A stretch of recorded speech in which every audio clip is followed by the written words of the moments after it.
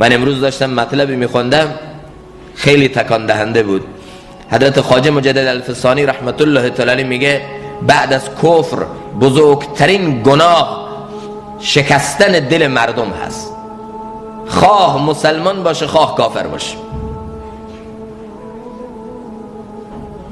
حضرت مولانا دکتر عبدالحی رحمت الله تعالی علیه که از بزرگان معاصر هستن، ایشون میفرمان دل رو نشکنین، چون ممکنه اون دل محل تجلی خدا باشه، محل محبت الله باشه.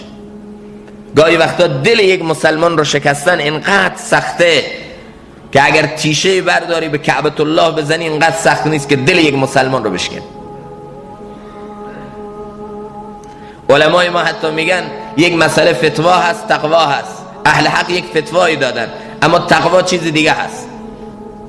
به فتوا عمل بکنید ولی دل مسلمان رو نشکنید. دل مسلمان ارزشش از این خیلی بالاتره. اینجا به تقوا عمل نکردید، به احوط عمل نکردید، اشکال نداره. دل مسلمان به دست آوردن ارزشش خیلی بالاتره.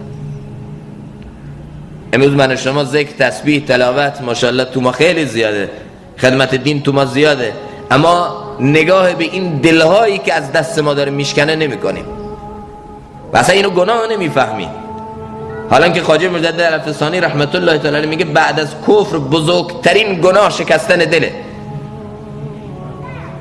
حالا دل عامه مسلمان ها به جای خود، دل پدر چقدر میشکنه از دست فرزند، دل مادر چقدر میشکنه، دل همسایه از همسایه چقدر میشکنه، دل استاد میشکنه، دل یک فردی که تمام زندگی رو وقف کرده برای رشد دین، برای تعالی دینی. گاهی وقتا میبینید دل شاگرد دل استاد میشکنه، فرزند دل مادر میشکنه. بعد تو اون جامعه میخواد خیری باقی بمونه، خوبی باقی بمونه. بعد از به جا آوردن احکام خدا بزرگترین عبادت محبت کردن به مخلوق خداست.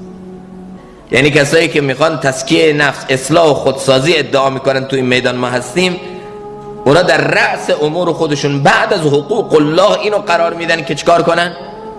مشکلات مردم رو حل کنن، لبخند رو به لبای مردم هدیه کنن، شادمانی رو به یک دل، تطیب یک قلبی بشه، دلجویی یک مسلمان بشه.